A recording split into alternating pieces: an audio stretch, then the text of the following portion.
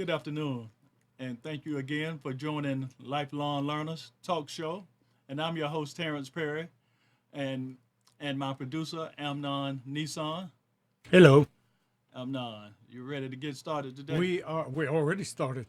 So yeah, we have already started. We hit the ground running. So I just want to thank the audience for tuning in again today. I always try to deliver great guests. Today, we follow suit again. We have a special guest as Christopher Tuten, and he has an organization in Durham, North Carolina, which we'll be talking about a little bit later in the show. But just to get started, I do want to let you know that um, every show that we do, we're talking about the focus is on a mission, the purpose, and the cause that we fight for in our communities to make a change, to make them better, to help uplift someone, and that's what the trajectory of what this show tries to do from week to week. The guest that we have on has that same mission and purpose. Is to uplift the community by doing what their mission calls them to do.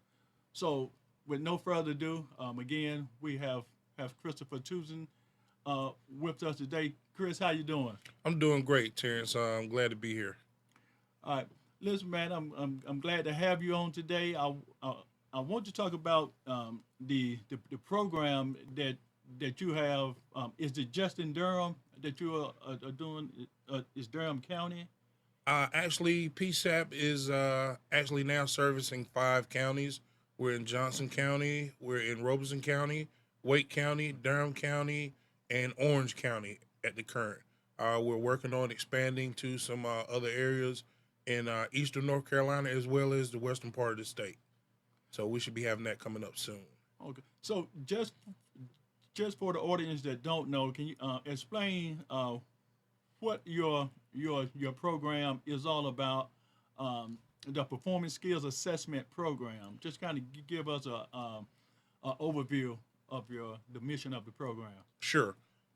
Performance Skills Assessment Program, or P.S.A.P as we call it for short, is a program that I devised myself after realizing that there was a drastic need for vocational and employment rehabilitation as a support service for the substance abuse recovery communities in North Carolina. Me and Miss Billy Sessoms, my wife, Miss Gina Stewart Tuten, and a couple of other people put together a program guide and a system to where we basically afford individuals who are in recovery from substance abuse and alcohol abuse to partake in job skills training, uh, interview workshops, resume workshops, things like assistance in job search, and in a lot of cases, job placement. So that's what we've been doing. We've linked up with ATR, which is Access to Recovery. We've linked up with RCNC, which is Recovery Communities of North Carolina. And we're also partnered with the North Carolina State Board of Mental Health and Human Services, as well as a lot of community businesses and different employment agencies that they offer employment to a lot of our uh, participants and consumers after they've completed our steps of program. All right. So, in your program, you work with men and women that's in recovery. But now, is it just recovery and substance abuse or addiction that you all work with, or do you all work also with people with other disabilities or Well, any other backgrounds? well, there are different levels. Pardon me. The predominant uh, population of our program participants and consumers are from the substance abuse and alcohol abuse uh, recovery community. But we do a lot of work with people that are in transition from incarceration. We do some work with people that are in transition from various mental illnesses and they're in recovery for that. We offer some certain stages of occupational training. We offer some pastoral counseling with a partner of mine, Pastor Shepherd Faust over in Durham, North Carolina. We offer some group mentoring uh, from some partners of ours over in Durham, as well as some other services, man. We basically try to offer something to everyone. We've recently linked up with the Southern Justice Coalition, Mr. Umar Muhammad, and some attorneys that he have working with him over there, and they're doing a big job of helping people with felonies get their records expunged and open themselves up to where they have a bigger array of employability and marketability. All right. So again, let's just get an understanding of the, I guess, the background of the people that you work with. You say you work with peoples that are they the ones that say are they coming out of incarceration, or are they already out, and are they are Well, they looking for employment or well, it's a still? little bit of both. We have some people that are fresh out back into the community. Okay. We have some people that are currently like living as we speak currently in halfway houses while they're participating in the community. We have some people that have been out after incarceration for a while and they've just come in contact with the regular ups and downs of having a felony conviction or being an ex offender seeking employment out here. You know, the truth of the matter is, I myself am an ex offender. I served a pretty long term in federal prison for an offense that I committed, a drug related offense, some time back. And when I came home, I realized that there was just not a lot of opportunities for people like myself who had made a mistake, but came home with the mind frame of getting life on track and being a productive part of society. After realizing this problem, the only thing I could think to do, man, was create some type of solution or start working toward a solution for it.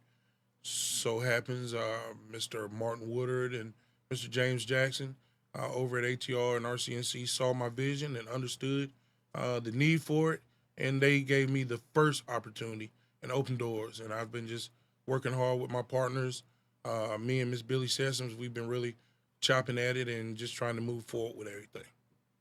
All right, man, and that's a great group of guys that that that you're connected to, and that's how I met you myself with Right. those same guys, Martin Woodard and James Jackson, and that whole program. But also the program that you put together is also amazing in the way you formulated it, but just as well, how do people actually get into your program? I mean, do is anybody able to walk in, or do they have to meet a certain criteria to to get to the next step in the program, or to be able to utilize those services?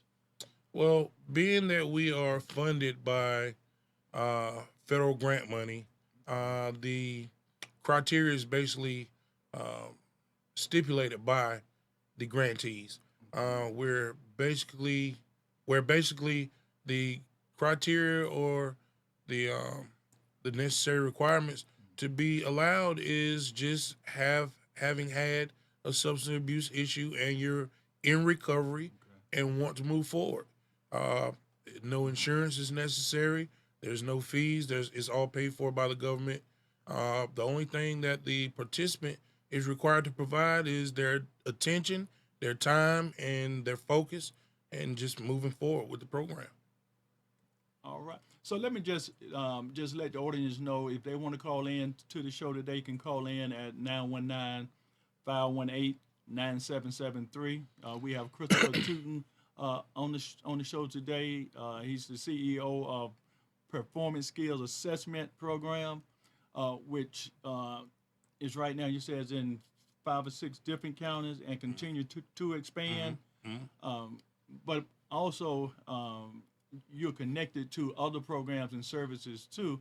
Right. And one of the things that you do is it's sort of, well, it's job skills training.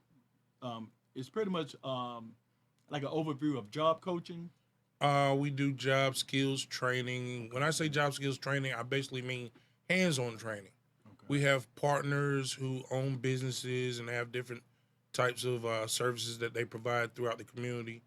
Sole proprietors, some incorporated companies and businesses, and they allow our participants to come and work and learn various trades and different skills hands on.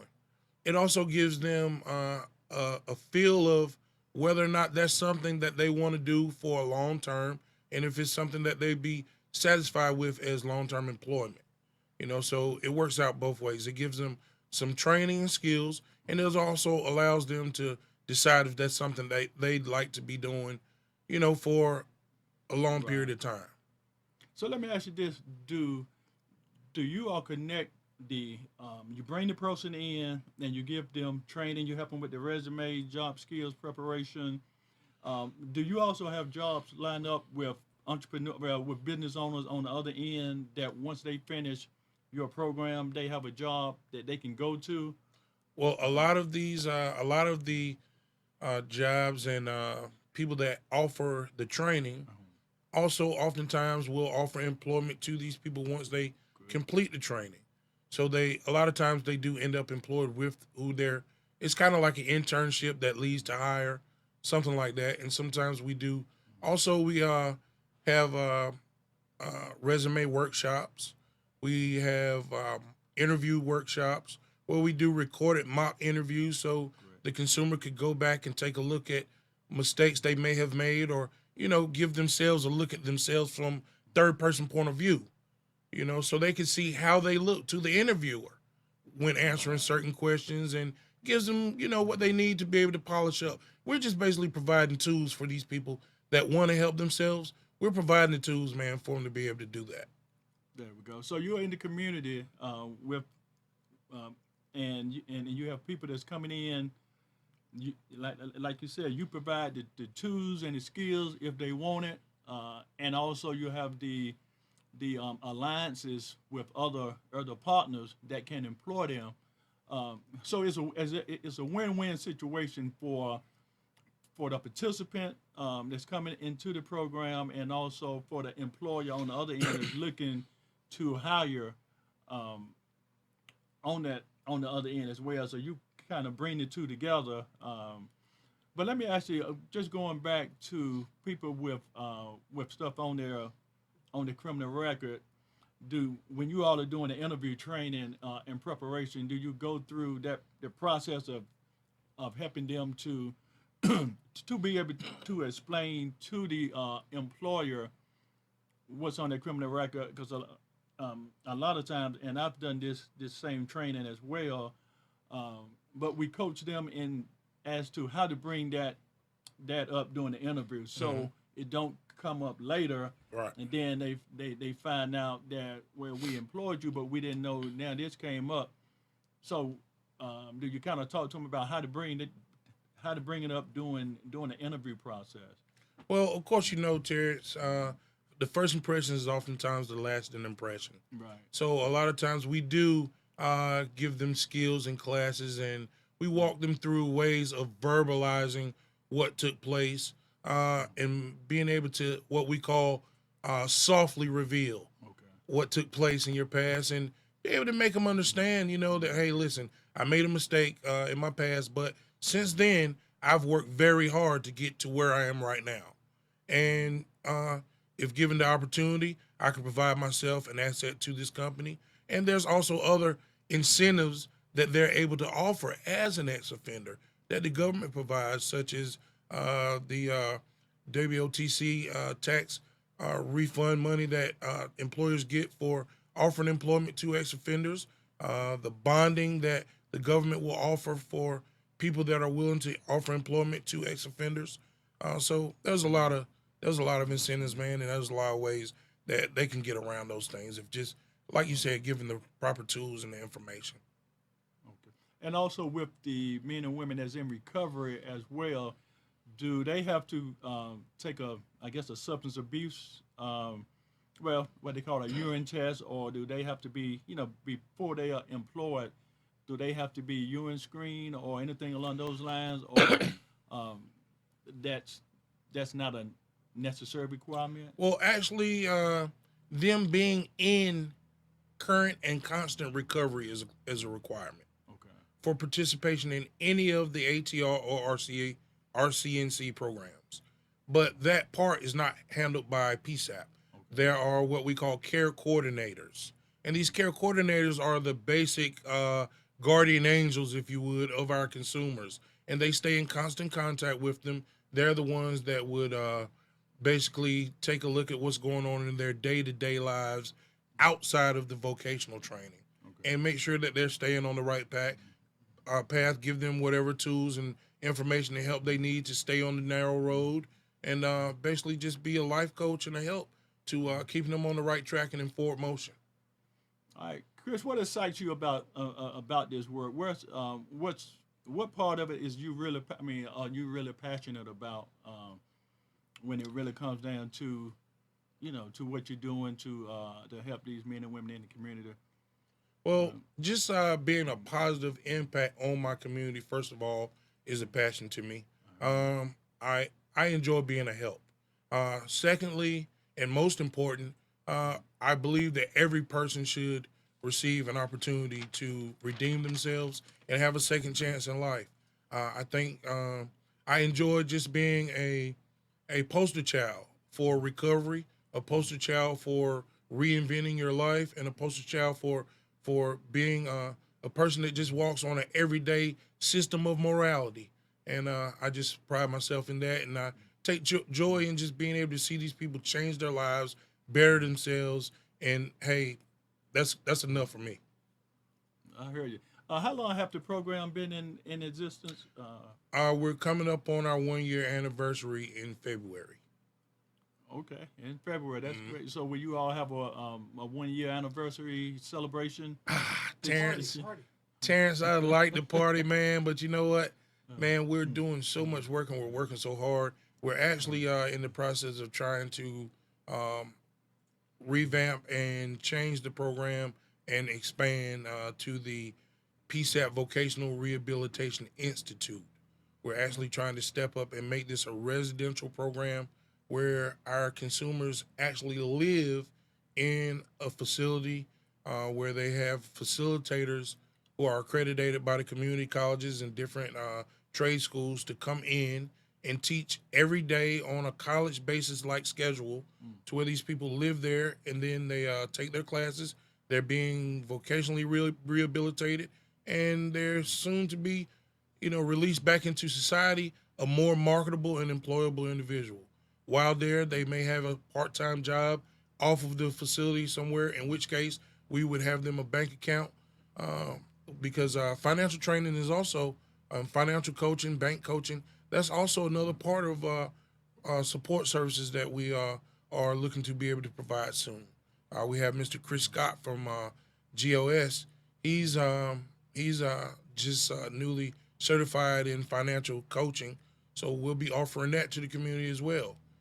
All these things are expansion projects, man, that we have up and running right now. So I really don't see time for a party right now, man. But hey, that, uh, soon we'll be partying a little bit, man. Once we get things up and running, and we can see a very, very crater size impact that we've made on the community, man. And I'll definitely make sure you and your producer here gets a an invite, man. And you guys come and party hard with us, man, over there in Durham. Man, but that's just awesome what you're doing, Chris, and the way you all are, the way you all are planning to expand. That's awesome. Uh, to take that from where it is now to where you're trying to get to, what do you think is going to take to to bridge that gap from where you are to where you're trying to get to, and what kind of time frame are you all looking at? Um, what's it gonna take? Wow, it's gonna take some cooperation from the government.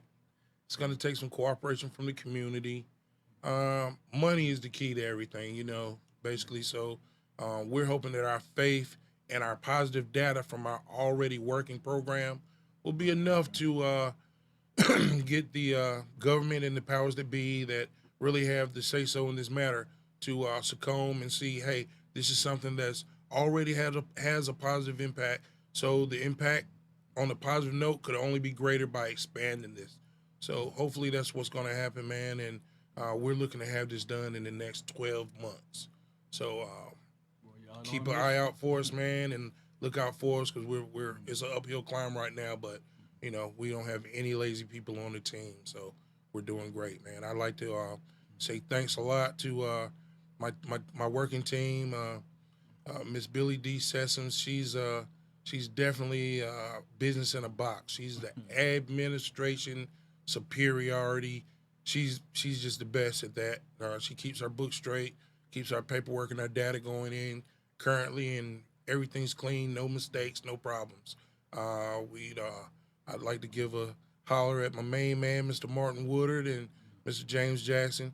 Those guys gave us a shot. They believed in us.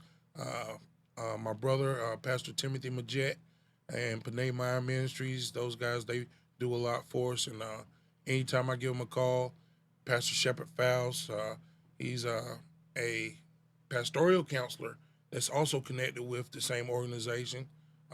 Man, we got a great team over there in Durham. Visions Counseling Studios, Greater Outreach Services. We got a great team working over there, man. And these people are dedicated to helping people change their lives for a better, in a better way. Yeah, man, and it sounds like that you all have created, a step by step plan, a plan of action to make that happen. Um, but also, what I say, and you're probably already doing this, and I know I talk with a lot of pastors, and a lot of times, my suggestion is also to partner with excellent grant writers, because to take that vision to where you're trying to take it to, oftentimes it takes more than a lot of people will do, what I call, they'll do drives and car washes and things of that Mm-hmm. nature that helps. But what I'm saying, that is only so much that can be done with that. But what I have talked with pastors about was, because a lot of them are expanding their churches or want to expand Mm-hmm. their churches, but as a nonprofit, you got to partner with grant writers, because Right. that's the key to writing your own ticket to, because like you said, if you got the surveys and stuff in place to showing what you're doing, but also you want to show that you need more, as you said, more income, more money to expand those services, uh, to help the community more. And the only way, I won't say the only way, but one of the ways to do that is to partner with grant writers, professional grant writers, Right. that that their interest is not on the receiving end up front, it's on the back end. Once you get the grant, then their service pay would be involved in the, on that end. There are some that won't their money up front, but those are not professional grant writers. Right. I say that. Right. Right. The professional grant writers understand that what I'm saying, you get the grant in place, and once that's, They you get a know, percentile. right, Yeah. and that'll, That's actually where you're very correct. And the grant writers that we're currently working with, that's exactly the way that our situation stands. They would be allowed a percentage of the award, uh, if once, or if, or however I should say it. I'll say once recovered. We're right, having faith that right, it's gonna come through. So once recovered, they receive a percentile of what they recover for us. And that's just in writing from the beginning. That's just business. But so far, man, we've got some great feedback. We've got great positive data. We have everything in line right now for the government to really play ball with us and give us what we need financially to get further motion and further positive reaction from the community. all right. So, Chris, I just want to recap again, about the services that you provide, in terms of you're working with men and women in recovery, but not just men and women in recovery, also with people that have previously been incarcerated, and also with people that have some type of disability. But also, do you work with veterans also? Are you all working Uh, with the veteran men and women? Currently, we are not servicing the veteran community, but we are linked with a service, GOS, who has, again, Mr. Christopher Scott. He is a retired vet himself, first of all, and he also has recently been certified in peer support for veterans, as well as wellness recovery action planning for veterans. And we're looking to partner with him and be able to link up and maybe do some work with Veteran Affairs. We have a big VA hospital right there in Durham, North Carolina, and I hold the vets close to my heart. My dad, granddad, most of my uncles, all being vets, man, and I always, had a positive look at these guys. So, being able to service those vets and give those guys who have serviced our country a hand is very important to me. Oh yeah, man. If you got a family, you like you said, you have a family of vets, Oh yeah, generations. So oh yeah, that's a plus. And I know with what also, like I said, with ATR, with what Martin Woodard and James Jackson and those guys are putting together now, they are expanding their services to helping the veterans. right, So and I know they help the veterans that have addictions and that are in right, recovery. So they kind of tie, it's kind of tied in that way. Uh, but that's kind of, it is broad. But in a sense, like you said too, all of these people are in the community. They coming out of different venues, but the goal is the same. It's to help to uplift them, to get them from where they are to where they're trying to get to. And you provide that link and that service, just providing the performance skills assessment program that you have, and also the connections that you have with a lot of those other programs too. But now let me ask you before we go to just kind of let people know how they can get in touch with you, um, how they can reach you through social media, okay. emails. We have the P.S.A.P website. The web address for that is ncpsap.weebly.com. You can reach us that way. You can reach us on Facebook, P.S.A.P Facebook. You can call us at 919-381-0199. Any one of those three ways. Again, the website is ncpsap.weebly.com. That's WEEBLY.com. That would probably be the best way to reach us there. All our contact information is there on the website. And if you call that 0199 number, you'll be talking directly to me. All right. Well, Chris, again, man, I want to thank you for coming on today. I want to thank you for sharing Thank you for having me, man. program with the public, but also, man, I just want to thank you for the positive attitude that you have about about life in general, just wanting to help others and just give back, because a lot of times that doesn't happen. Right, Most right. people are not looking to give back and to make a difference, but that's your heart, wanting to give back, wanting to help others, and not just wanting to, you've put things in place to make that happen, and that's what separates a talker from a doer. A doer is gonna put those things in place. A talker talk about it, and you've not just talked about it; you've made it happen. So, I want to just applaud you for what you've done and what you're continuing to do. You and I see each other in the works that we do, Oh so yeah. we'll be Oh working yeah. together Oh along yeah. those lines. I look forward to it. Yeah, and I'm looking forward to it, man. So I just want to thank you for coming on. Hey man, thanks you guys for having me. Had a great time. Had a great time. All right, so again, we just want to thank Christopher Tuten for coming on today, and I want to thank the audience for tuning in. Again, we'll be back next Tuesday, same time. I appreciate everybody for listening. You guys have a great week, great weekend. Until the next time, take care.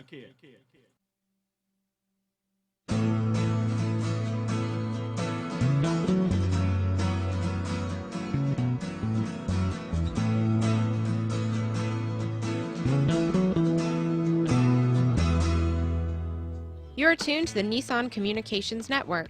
If you tuned in too late, you can always watch each program in its entirety or download an MP3 audio file of it in the archives section on nissancommunications.com.